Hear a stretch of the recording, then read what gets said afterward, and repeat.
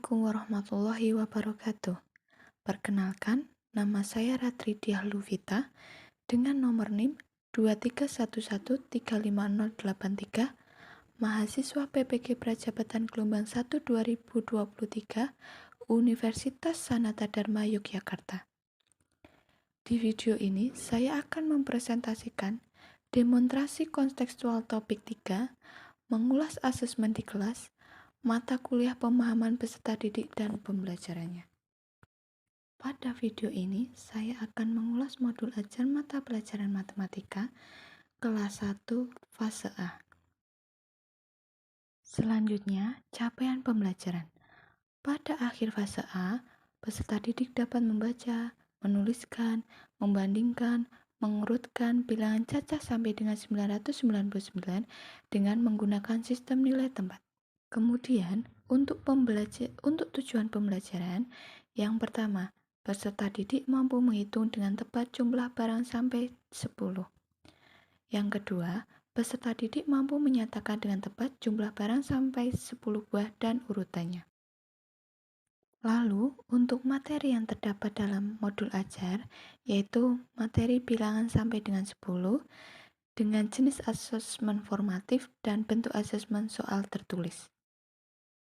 Analisis yang pertama, bagian mana dalam asesmen tersebut yang menunjukkan kesesuaian dengan tahapan perkembangan peserta didik? Jelaskan. Bagian dalam asesmen yang menunjukkan kesesuaian dengan tahapan perkembangan peserta didik yaitu pada bagian asesmen formatif, pada LKPD dan latihan. Dengan bentuk asesmen penugasan LKPD, memungkinkan guru melihat proses perolehan pengetahuan oleh peserta didik. Peserta didik diminta untuk menghitung jumlah benda dan menuliskan angkanya. Selain itu, peserta didik diminta untuk mewarnai gambar benda sesuai angka yang ditentukan oleh guru.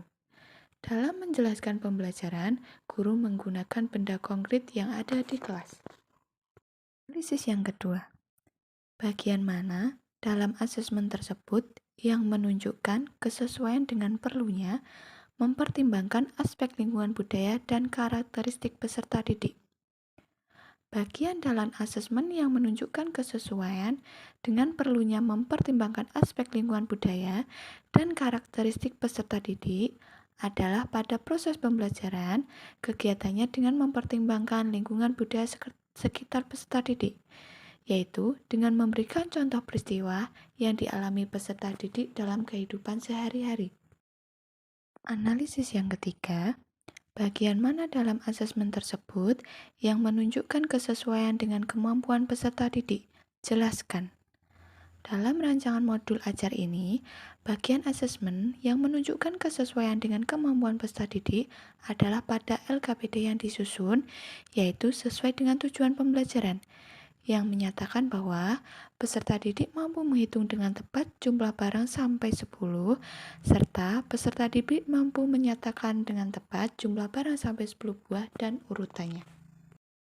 Analisis yang keempat, bagian mana dari asesmen tersebut yang menunjukkan kesesuaian bahwa sudah memberikan ruang bagi peserta didik untuk memberikan umpan balik terhadap proses pembelajaran mereka.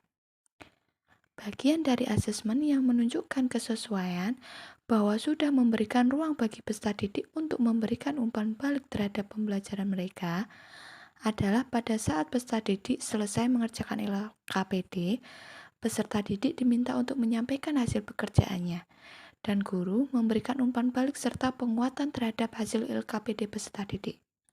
Selain itu, guru memberikan kesempatan kepada peserta didik untuk mengungkapkan pendapatnya terkait dengan materi pembelajaran yang telah dilaksanakan. Analisis yang kelima, jika Anda menjadi guru di kelas tersebut, hal apa yang ingin Anda tingkatkan untuk lebih memaksimalkan efektivitas asesmen dengan memperhatikan tahapan perkembangan peserta didik, lingkungan budaya, dan karakteristik peserta didik, serta kemampuan peserta didik. Hal yang ingin saya tingkatkan untuk lebih memaksimalkan efektivitas asesmen adalah dengan menyusun asesmen dengan mempertimbangkan tahapan perkembangan peserta didik serta menyesuaikan dengan tingkatkan kemampuan peserta didik. Misalnya, saya dapat menggunakan asesmen yang melibatkan peserta didik secara aktif dan memberikan kesempatan kepada peserta didik untuk mengekspresikan diri. Kemudian, mempertimbangkan lingkungan budaya peserta didik. Selain itu, bisa menggunakan berbagai teknik asesmen, seperti menggunakan asesmen formatif yang berupa diskusi, penugasan, eksperimen, dan percobaan, serta asesmen sumatif yang berupa tes tertulis, yang tentunya dalam menggunakan asesmen tersebut harus disesuaikan dengan tujuan pembelajaran. Demikian pemaparan saya mengenai demonstrasi kontekstual topik 3, mengulas asesmen di kelas. Terima kasih. Wassalamualaikum warahmatullahi wabarakatuh.